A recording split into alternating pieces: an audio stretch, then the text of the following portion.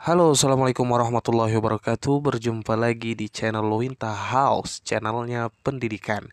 Apa kabar semuanya? Mudah-mudahan selalu dalam keadaan sehat walafiat.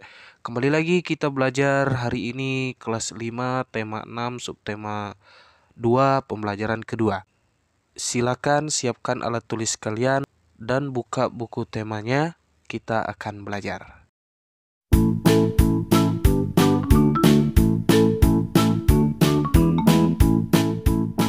Pembelajaran kali ini kita disajikan teks bacaan, namun sebelumnya silakan buka dulu bukumu halaman 79. Di dalam pembelajaran hari ini kalian akan belajar tentang bagaimana cara untuk menemukan informasi penting dari sebuah paragraf, dari sebuah teks bacaan. Oke. Nah, sebelum kita belajar lebih jauh, silakan kita baca dulu teks percakapan antara Siti dan ibunya. Berikut ini. Kakak baca dulu ya. Udara di luar dingin sekali sore ini. Angin bertiup cukup kencang, sehingga Siti segera menutup pintu rumahnya. Siti kembali ke dapur untuk menemani ibunya memasak. Siti melihat ibunya menjerang air untuk membuat teh. Nah, bagian belum tahu menjerang itu artinya memasak air ya. Siti sekarang sedang berbicara. Ibu, mengapa air di dalam panci itu bisa mendidih jika terus dijerang di atas api kompor itu? Padahal air itu tidak terkena api kompor langsung. Lalu ibunya berkata, pertanyaan bagus, Siti. Kemarin kamu bercerita tentang perpindahan panas yang membuat panci logam ini menjadi panas jika diletakkan di atas api. Kali ini kamu penasaran dengan bagaimana air itu bisa mendidih. Lalu si Siti, iya bu, kemarin aku membuat percobaan tentang konduksi, cara mengalirkan panas yang tidak menyebabkan perpindahan zat perantaranya. Misalnya, sendok logam yang terasa panas jika dimasukkan ke dalam air yang panas. Baiklah, ibu mengerti, kamu pasti masih sangat penasaran. Bagaimana kalau kita diskusikan dengan ayah? Sekalian kamu bawakan teh hangat yang kamu buat itu untuk beliau. Ide yang bagus, bu, kata si Siti. Kemarin kita sudah ulas tentang bahwa panas itu bisa berpindah, ya. Sekarang kita coba baca teks perpindahan panas atau kalor secara konveksi. Oh, ternyata ada beberapa jenis cara perpindahan panas. Yang pertama kalian ingat konveksi, ya. Apa itu konveksi? Konveksi ialah perpindahan kalor yang disertai dengan perpindahan zat perantaranya. Apa maksudnya? Sekarang kalian coba perhatikan kedua anak itu sedang memindahkan suatu barang.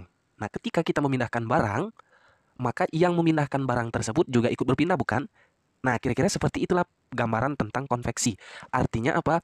Panas itu berpindah, kemudian disertai dengan zat perantaranya juga ikut berpindah. Contohnya orang memindahkan barang, tidak mungkin barangnya langsung pindah sendiri, ya. Nah, contoh dalam kehidupan sehari-hari secara konveksi ini apa? Pada saat kita memasak air. Saat kita memasak air, air tersebut menjadi ringan. Lalu air itu mendidih. Ketika air mendidih, itu ada perputaran, perpindahan. Yang di atas pindah ke bawah, yang di bawah naik ke atas. Nah, maka itulah air semuanya itu mendidih. Bukan yang bagian bawahnya saja. Tapi semua air yang kita masak, yang kita jerang, itu mendidih secara merata. Karena apa? Karena dia berpindah, bertukar posisi. Nah, itulah yang dimaksud dengan konveksi dan contohnya dalam kehidupan sehari-hari. Oke? Contoh yang kedua, perpindahan panas secara konveksi ini misalnya terjadinya angin darat dan angin laut. Angin darat artinya apa? Angin darat terjadi karena udara di darat pada malam hari lebih cepat dingin daripada udara di laut. Sehingga udara yang berada di atas laut akan naik dan udara dari darat akan menggantikan posisi udara yang naik tadi. Nah, angin laut terjadi karena pada siang hari daratan lebih cepat panas dibandingkan di lautan, sehingga udara di darat akan naik dan udara dari laut akan mengalir ke darat menggantikan tempat udara yang naik tadi. Keadaan ini digunakan para nelayan untuk pergi melaut pada malam hari dan kembali ke darat pada pagi hari atau siang hari. Sedangkan contoh peristiwa konveksi yang lain adalah penggunaan cerobong asap pada pabrik. Apakah di rumahmu dipasang jendela ventilasi? Apa itu jendela ventilasi? Biasanya letaknya di atas pintu, tempat pertukaran sirkulasi udara, supaya rumah kita tidak terasa pengap, udaranya berganti, udara yang bersih berganti, sehingga rumah yang sehat itu rumah yang banyak memiliki siklus udara yang baik. Oke, sekarang kita diminta untuk menulis. Ayo menulis. Buatlah daftar hal-hal penting yang kamu temui pada setiap paragraf di dalam bacaan. Artinya kita diminta untuk mencatat hal-hal penting yang ada dari masing-masing paragraf. Di sana ada 4 paragraf. Nah, gunakanlah tabel berikut untuk menuliskannya, gunakanlah kalimat lengkap dan kata-kata baku yang tepat. Oke. Nah, sekarang kita coba cek kembali paragraf pertama. Paragraf pertama dari perpindahan kalor secara konveksi sampai dengan menggantikannya di sini ya. Oke. Nah, dibaca ulang untuk mencatat atau menemukan hal-hal penting. Kira-kira teks ini berbicara tentang apa? Oke. Jadi di dalam paragraf pertama itu hal penting adalah pengertian dari konveksi. Jadi kita tulis perpindahan kalor secara konveksi ialah perpindahan kalor yang disertai dengan perpindahan zat perantaranya. Pertama. Yang kedua kita baca lagi. Umumnya peristiwa perpindahan kalor secara konveksi terjadi pada zat cair dan zat gas. Penting tidak? Oh, penting. Jadi kita catat yang kedua yaitu Peristiwa perpindahan kalor secara konveksi terjadi pada zat cair dan gas. Nah, berikutnya yang kita baca lagi, zat yang menerima kalor akan memuai dan menjadi lebih ringan sehingga akan bergerak ke atas. Saat zat yang lebih ringan tersebut pindah ke atas, molekul zat yang ada di atasnya akan menggantikannya. Nah, yang mana yang pentingnya? Ada nggak? Nah, zat yang menerima kalor akan memuai dan menjadi lebih ringan. Oke, jadi untuk paragraf pertama ini hal pentingnya yaitu ada 3. Oke, sekarang kita lanjut yang kedua, paragraf kedua maksudnya. Perpindahan secara konveksi dapat diumpamakan dengan kegiatan memindahkan setumpuk buku dari satu tempat ke tempat lain. Ketika kamu memindahkan buku tersebut ke tempat lain, tentu kamu akan ikut bersama dengan buku-buku tersebut. Jika buku-buku itu diumpamakan sebagai energi panas dan kamu adalah medianya, maka perpindahan kalor dengan cara konveksi akan menyertakan perantaranya. Jadi yang kedua ini apa bercerita tentang apa? Tentang perpindahan secara konveksi dapat diibaratkan dengan kegiatan memindahkan setumpuk buku. Itu permisalannya. Penting tidak? Penting. Pertama ya. Kedua, ketika memindahkan buku, kamu akan ikut bersama dengan buku-buku tersebut. Ketiga, perpindahan kalor dengan cara konveksi akan menyertakan perantaranya. Itu untuk kalimat penting yang ada di paragraf kedua. Lanjut paragraf ketiga, peristiwa konveksi terjadi pada saat merebus air. Air yang letaknya dekat dengan api akan mendapatkan panas sehingga air menjadi lebih ringan. Air akan bergerak ke atas digantikan oleh air yang ada di atasnya. Demikian seterusnya. Jadi yang pentingnya apa? Di kalimat utamanya. Peristiwa konveksi terjadi pada saat merebus air. Contoh konveksi dalam kehidupan sehari-hari. Oke, cukup paragraf 3. Paragraf 4. Perpindahan kalor secara konveksi juga mengakibatkan terjadinya angin darat dan angin laut. Oh, penting tidak penting? Ini kalimat utama ya. Angin darat. Di paragraf keempat ini menyebutkan contoh-contoh konveksi dalam kehidupan sehari-hari. Pertama sudah angin darat dan angin laut. Kemudian tadi apa tadi?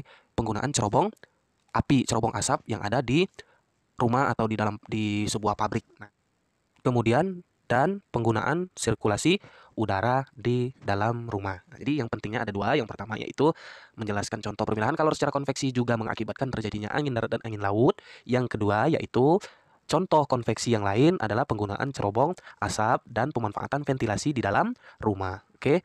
Itu kalimat hal-hal penting dari bacaan yang ada di masing-masing paragraf. Silakan dicatat ya. Jangan dilanjutkan dulu sebelum kalian selesai mencatatnya.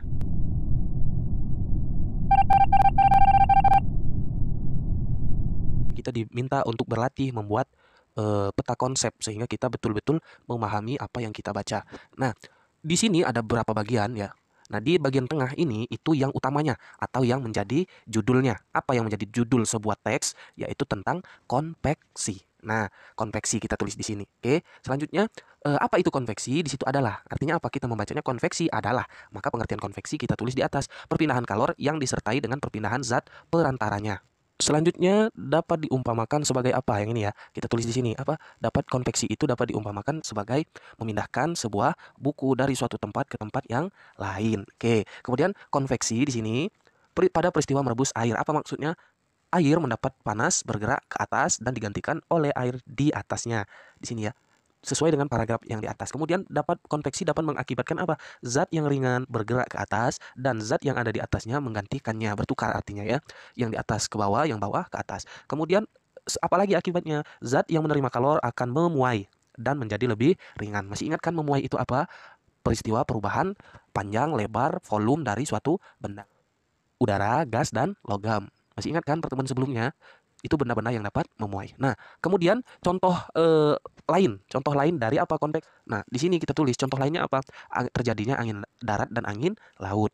Kemudian penggunaan cerobong asap dan ventilasi rumah. Jadi ada 4 contoh dari konveksi itu.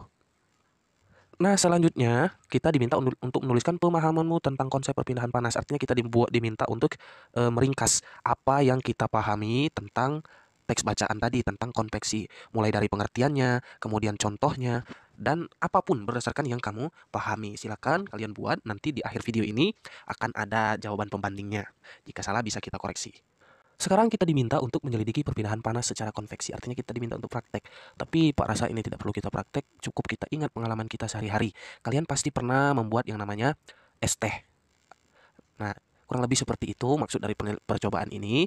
Kira-kira apa? Bagaimana bentuk es batu setelah dimasukkan ke dalam air panas? Oh, jawabannya tentu akan mengecil dan mencair. Ya, mengapa kok bisa mencair? Karena pengaruh suhu panas atau pengaruh kalor. Nah, es batu mencair. Ingat catatan, es lebih cepat mencair dengan air panas dibandingkan dengan air dingin. Nah, kemudian nomor 2, es batu mencair karena mendapatkan panas. Berasal dari manakah panas tersebut? Berasal dari air panas, jelas. Kemudian yang 3, apakah zat perantara pada percobaan ini? Zat perantaranya adalah air. Kenapa kok air? Karena air itu yang terasa panas. Panas itu kalor. Nah, yang menjadi perantaranya ya jelas air jawabannya. Nomor 4, termasuk peristiwa apakah perpindahan panas pada percobaan ini? Mengapa demikian? Perpindahan panas secara konveksi. Kenapa? Karena airnya berpindah ya dari air yang panas ke es batu. Sebutkan 3 contoh peristiwa perpindahan panas secara konveksi yang terjadi di sekitar kita. Tadi Pak sudah berulang kali menyebutkan contohnya, merebus air, terjadinya angin darat dan angin laut, kemudian pada pemanfaatan cerobong asap.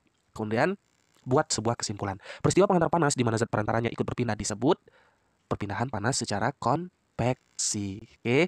Nah, itu untuk perpindahan panas. Menarik sekali kegiatan percobaan tadi ya. Oke, bisa kalian baca sendiri ya. Oke, sekarang mudah-mudahan sudah paham. Nah, sekarang coba perhatikan teks berikutnya, pola lantai dalam seni tari. Silakan kalian baca, kemudian pahami, nanti Pak bahas sedikit. A few moments later. Oke, sudah membaca, berarti kita lanjut. Pola lantai dalam seni tari. Nah, mungkin kalian belum pernah atau mungkin baru pertama kali mendengar pola lantai atau sudah pernah mendengar tapi belum tahu apa sih pola lantai. Nah, pola lantai ini biasanya berhubungan dengan seni tari. Nah, pola lantai merupakan, lihat di paragraf kedua, garis yang dilalui penari pada saat melakukan gerak tari. Jadi penari itu bergerak berpindah dari satu titik atau dari satu tempat ke tempat yang lain, misalnya dari tengah ke kiri, dari tengah ke kanan, dari tengah ke maju, atau dari kanan ke kiri, atau dari mana saja, yang penting dia berpindah, itu menggunakan yang namanya pola lantai. Nah, pola lantai ini di atas panggung tidak digaris ya. Ini cuman garis bayangan saja. Jadi dimisalkan saja. Jadi tidak ada garis khusus ya, tapi di dalam sebuah tarian itu ada yang namanya pola lantai. Jadi gerakannya teratur. Tambah lagi kalau tari kelompok ya. Berkelompok itu kenapa kok bisa terlihat enak, terlihat kompak? Karena mereka memahami pola lantainya, gerakan demi gerakannya. Ini sangat penting dalam sebuah tarian. Nah, pola lantai dilakukan baik oleh penari tunggal, berpasangan, atau penari kelompok. Dalam tarian terdapat 2 pola garis dasar pada lantai, yaitu garis lurus dan garis lengkung. Ingat ada 2 yang menjadi dasar pola lantai, lurus, lengkung. Oke, nah garis lurus itu terdiri horizontal, pola lantai vertikal, dan diagonal. Nah, supaya jelas kalian perhatikan ini ya. Yang mana vertikal, yang mana horizontal, yang mana diagonal. Nah, perhatikan ya, yang garis lurus ya. Vertikal artinya dia maju atau mundur, naik ke atas ya. Kemudian horizontal dia ke kiri atau ke kanan. Kalau diagonal atau miring dia menyilang seperti huruf X ya. Dari sudut kiri ke sudut kanan ya. Atas bawah, tapi bentuknya menyilang seperti silangan huruf X. Nah, itu untuk garis lurus ada 3 ya. Kemudian garis lengkung, yang melengkung dia tidak lurus, dia melengkung. Nah, garis lurus dan garis lengkung ini dikembangkan menjadi beberapa bentuk formasi. Ada yang berbentuk zigzag seperti huruf Z ya, atau berbentuk segi 4, segi 3, segi 5, dan seterusnya. Perhatikan gambar A ya. Kemudian garis lengkung pun sama, memiliki pengembangan. Ada yang setengah lingkaran ke atas, setengah lingkaran ke depan, setengah lingkaran ke belakang ya. Ini maksudnya ke depan, ini ke belakang. Kemudian ada satu lingkaran penuh, kemudian membentuk angka 8. Lihat 2 buah lingkaran.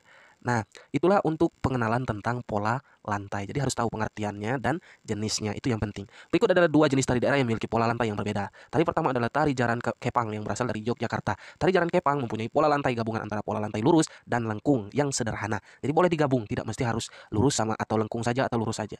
Kemudian pola lantai yang digunakan pada tari ini antara lain pola melingkar, garis lurus ke depan atau vertikal, garis horizontal atau ke kiri maupun ke kanan. Nah, pola lantai pada tari jaran kepang tidak memiliki makna tertentu. Pola lantai dibuat untuk formasi penari. Tahu formasi penari? Posisi saat melakukan tarian. Lihat gambar. Berbeda dengan tari Bedaya Semang yang juga berasal dari Yogyakarta. Tari klasik ini mempunyai pola lantai yang sudah tertentu dan mempunyai makna tertentu. Pola lantai yang digunakan pada tari ini pun memiliki nama tertentu seperti gawang jejer wayang, gawang tiga, gawang perang, dan gawang kalajengking. Nah, setelah kita membaca dan memahami tentang pola lantai, ayo kita menulis secara bergantian membuat sebuah ringkasan. Nah, di dalam meringkas sebuah teks bacaan kita harus tahu informasi penting yang ada dari sebuah bacaan tersebut, kemudian menemukan pokok pikiran dari masing-masing paragraf. Oke. Nah, untuk mempermudahmu, silakan kalian lihat ringkasan dari teks bacaannya berikut ini.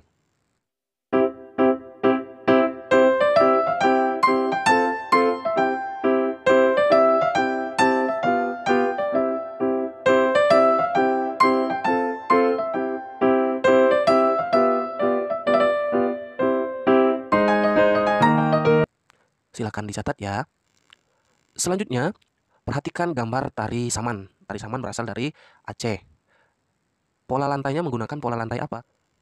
Nah, untuk pola lantainya seperti ini kira-kira ya. Yang tari saman ini bentuknya diagonal, miring ya. Kemudian pola lantainya. Tari Sekapur Siri dari Bengkulu, pola lantainya melengkung ya. Melengkung ke belakang, ke depan. Nah, selanjutnya tari pendek dari Bali. Kalau dari gambarnya berbentuknya horizontal ya. Lurus kiri ke kanan. Kemudian yang ini tari piring dari Sumatera Barat ya. menggunakan pola lantai segi 4. Nah, itulah contoh penerapan pola lantai dalam tarian daerah. Untuk pertemuan kali ini cukup. Jika ada yang perlu ditanyakan, silakan ditanyakan dengan gurumu. Mudah-mudahan apa yang dijelaskan sudah dapat dipahami dengan baik. Terima kasih telah menonton video pembelajaran di channel YouTube Winta House. Jangan lupa untuk subscribe. Silahkan di like, komen, dan share